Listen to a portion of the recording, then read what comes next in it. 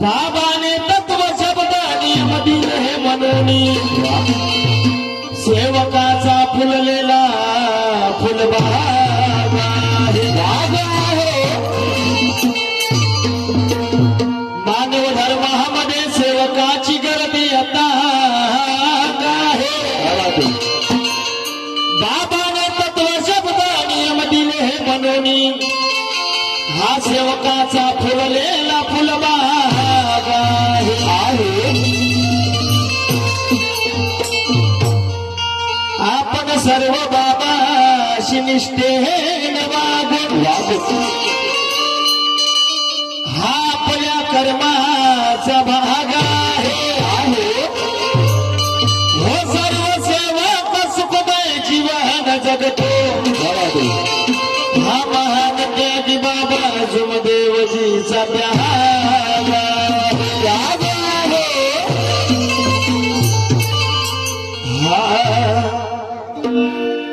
हो जुमदेव बाबा दयागला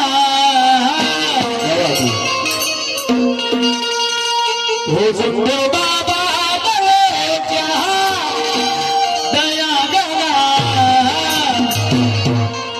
बाबा घ्या भाव फुलाचा नजर हवा घ्या भाव फुलाचा नजर हवा बाबा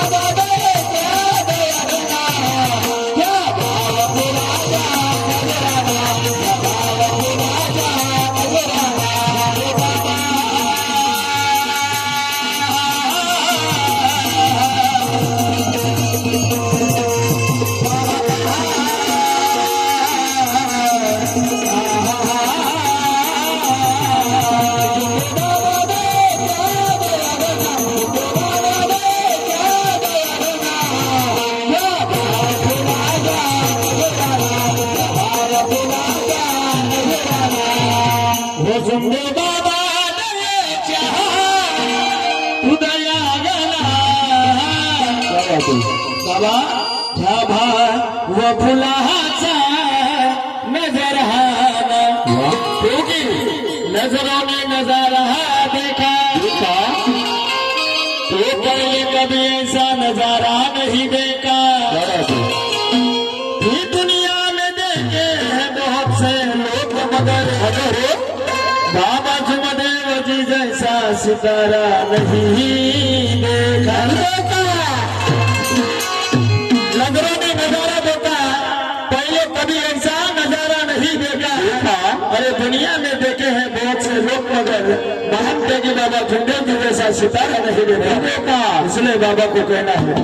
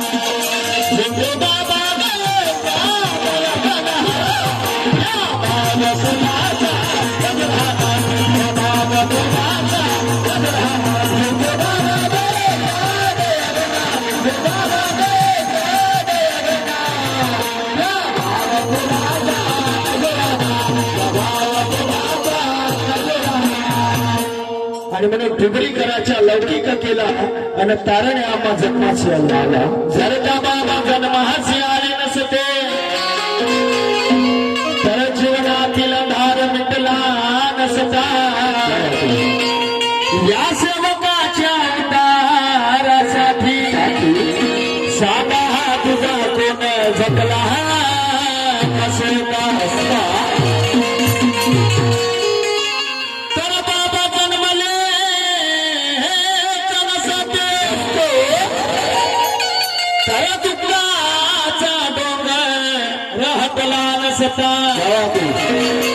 हा सत्य मर्यादा प्रेमाचा मर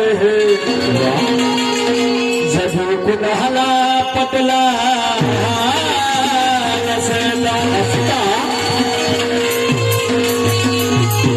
खरोखर महान त्यागी बाबा संदेश सर्वप्रथम तर आभार मानायला पाहिजे विठोबाजी पिता आणि सरस्वती मातेचा हो ना जर सरस्वती माता विठोबाची पिता जर नसते तर आम्हाला 5 भावापैकी एक भाऊ या दुखिताच्या कल्याणासाठी झटणारा महान हिरा जगाच्या पाठीवर आम्हाला मिळाला नसता आणि म्हणून सर्वप्रथम जर नमन करायचं असेल का नाही माझ्या तरी मध्ये माझं व्यक्तिगत मत म्हणतो तर मी त्या विठोबाची पिता आणि सरस्वती मातेला करेल कारण की खरोखर असं आम्हाला आमचं दुःख दूर करणारा या जगाच्या पाठीवर परमेश्वरी कृपेचा अवतार आणला हे जगाच्या पाठीवर माता पिता धन्य झाले आणि म्हणून शहाण्याचा बोल आहे किसी ने जन्नत लुटाई होगी गांव शहर में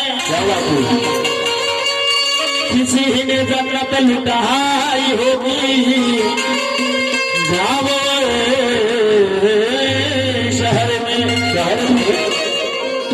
तो किसी ने मजा लुटाई होगी गांव शहर में तो किसी ने मजा लुटाई होगी अपनी महबूबा की बाहों अरे किसी ने मजा लुटाई होगी गांव शहर में तो किसी ने मजा लुटाई होगी अपनी महबूबा की बाहों में अरे हमने तो जन्नत देखी है अपने माँ बाप के बाहों में आणि म्हणून सर्वप्रथम त्या माता पित्याला वंदन करा की ज्यांच्यामुळे आपलं जीवन बनलं आणि म्हणून काय म्हणते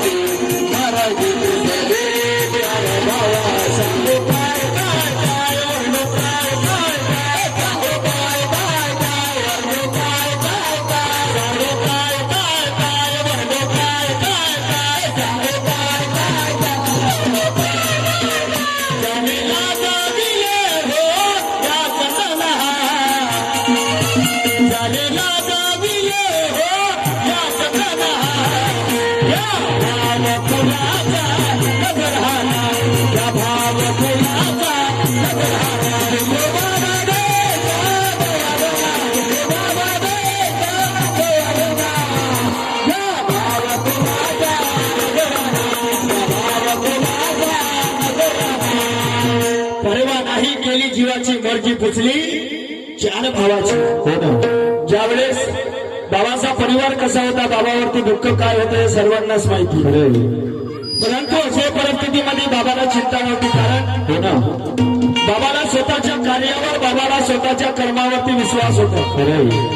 आणि ज्या व्यक्तीला स्वतःवरती आत्मविश्वास आहे तो जगाच्या पाठीवर कुठंच हारू शकत नाही. हो ना. ज्या व्यक्तीला स्वतःवर आत्मविश्वास नाही, तो स्वतःवर निर्भय नाही, तो दुसऱ्यावर अवलंबून आहे, तो जगाच्या पाठीवर काही करू शकत नाही. आणि म्हणून बाबाचे जे विचार होते ते प्रत्येक सेवकाने अंमलबजावणी करावी, आत्मसात करावं. आणि म्हणून खरोखर पहा, जिकडे जाऊ तिकडे दुःखाचा डोंगर, मात्र सुखाचा अंत लागत नव्हता. मी मागही एक गोष्ट सांगितली होती की आज फक्त बाबाचं आम्हाला ठुबरीकर घराण्याचं 2च ठिकाण माहिती होतं. हो ना. बाबाच्या गुरुचं नाव पण माहिती होतं. परंतु काही आगळी वेगळी दिशा या मानव धर्माची चालू आहे. हो ना. आणि म्हणून बाबाचे वडील विठोबाजी ठुबरीकर गुरुमार्गी होते, त्यांचे गुरु धापेवाड्याचे यादवराव महाराज. हो ना. आणि म्हणून आम्हाला पण सांगण्यात आलं का ते महादेव बाबाचे चेले होते म्हणून. खरंय. मी तर फक्त जुंदेव बाबाला ओळखतो, बाकीच्या मला काही नाही करायचं. आणि म्हणून ज्या परमेश्वराने आम्हाला एक सत्य मार्ग शिकवला, सत्य अनुभव सांगितला, हो ना. आज आम्ही त्यांचं पूजन करत आहोत. आम्हाला कोणी काय केलं याच्यासोबत काही घेणं देणं नाही. ज्या परमेश्वराने एका भगवंताला प्राप्त केलं, ज्यांनी आम्हाला मानव धर्माची दिशा दाखवली, आम्हाला त्यांच्याकडे पाहून या मानव धर्माचं कार्य करायचं. बाबाचा परिवार उडाराम मठाच्या मागे असणारं ठुबरीकर घराणं पहा. हो ना. सैतानी खेळ बाबाच्या परिवारामध्ये. बाबाला वाटलं का जिकडे जाऊ तिकडे दुःखाचा डोंगर, पण सुख कुठंच लाभत नव्हतं. अशा वेळेस बाबाच्या वडिलांनी विचार केला आणि ते घर विकून गोरीबार चौक कुंकी मोडल्यामध्ये झुटके सावकाराचं घर विकत घेतलं. त्याही घराची वाहवाई अशी होती की बाबाच्या वडिलांनी जे घर विकत घेतलं त्या अगोदर एका मुसलमानाने ते घर विकत घेतलं आणि तो पायरीवर पाय देता क्षणी मरत पावला. ते म्हणतात ना, आगीतून निघला आणि भुगडीत जाऊन फसलं. त्या प्रकारे बाबाची गत झाली. काही असो, घर विकत घेतलं, तिथं राहायला सुरू झाली, तरी पण हो ना. बाबाच्या परिवारामध्ये जो दुःखाचा साठा होता तो कमी व्हायचं नाव नाही. हो भावन केलं, यत्न केले, तरी पण कुठल्याही प्रकारचं समाधान मिळालं नाही. बाबाला वाटलं की आपल्या नशिबामध्ये दुःख आहे का. आणि म्हणून नशिबी जे लिहिले ते कधीही तडेना, पुढे काय होणार कुणाला तडेना. बाबाचे विचार तेच होते, आपल्या नशिबात होऊ शकते. हो ना. परंतु नशीब सर्वांचं आपापल्या हाती असतं. कुणाचं नशीब कसं घडवायचं आहे, 1 रुपयाचे 2 रुपये, 2 रुपयाचे 5 रुपये, 5 रुपयाचं 10 रुपये कसं बनवायचं हे प्रत्येक मानवाच्या हाती आहे. आणि म्हणून प्रत्येकाचे विचार प्रत्येकापरी आहे. बाबाने विचार केला का आपण या दुःखाचा नाश केल्याशिवाय राहायचं नाही. आणि बाबाने विचार करून आपल्या घराच्या बाहेर पाय टाकला आणि पाय टाकता क्षणी अशी अनोळखी व्यक्ती बाबाला मिळाली. त्या व्यक्तीने बाबाला विचारलं, दादा तुम्ही कुठे चालले. बाबाने आपल्या परिवाराची संपूर्ण माहिती सांगितली. आणि सांगितल्यानंतर त्या व्यक्तीने सांगितलं का बाबा माझ्याकडे असा एक मंत्रविधी आहे, जर तू तो करत असशील तर तो मी तुला समजावून सांगते. त्या व्यक्तीने बाबाला संपूर्ण तो मंत्रविधी समजावून सांगितलं. आणि तो मंत्रविधी घेऊन आपल्या 4 भावाकडे बाबा गेले आणि सर्व भावांना बसवून तो एका एकाने तो मंत्रविधी वाचायला दिला. तर 4 भावांनी वाचून सांगितलं का हा विधी मंत्र आम्ही करणार नाही, कारण इथं मरल कोण, इथे मरल कोण. आणि म्हणून बाबाला त्यावेळेस वाटलं का इथे नाही रे कोणी कुणाचं, शेवटी झालं एकल्याचं. बहीण कुणाची, भाव कुणाचा, कोण कुणाचे, सुख के सब कोई साथी मगर दुख में ना.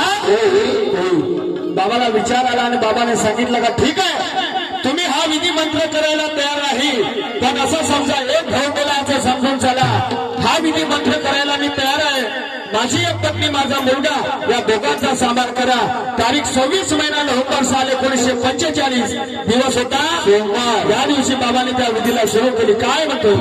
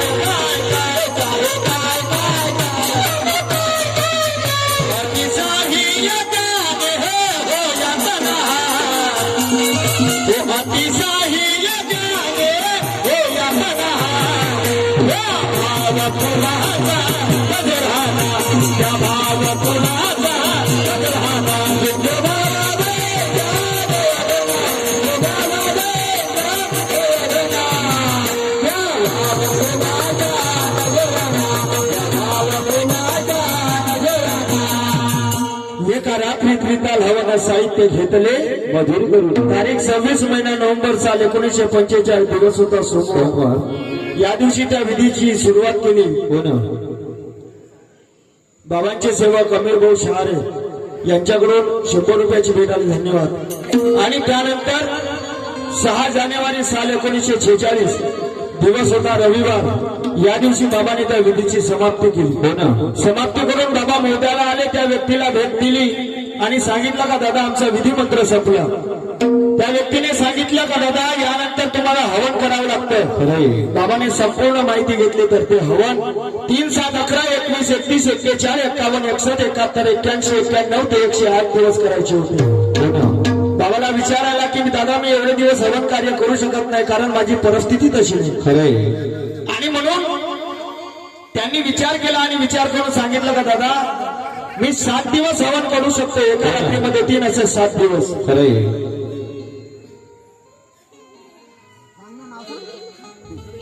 तर बाबांनी सांगितलेल्याप्रमाणे त्या व्यक्तीने सांगितलं ठीक आहे दादा करू शकता पण तुम्हाला वेळेवर हे कार्य करावं लागेल. पहा तो 42वा दिवस तसाच गेला आणि 43व्या दिवशी महान त्यागी बाबा झुंपेजीने म्हणजेच 7 जानेवारी साल 1946 दिवस होता सोमवार. या दिवशी बाबाने त्रिताल हवनाला सुरुवात केली आणि अशा प्रकारे बाबाने क्रमाक्रमाने भगवंत प्राप्ती करता बाबाने एका भगवंताला क्रमाक्रमाने हळूहळू जवळ केलं. म्हणून काय म्हणतो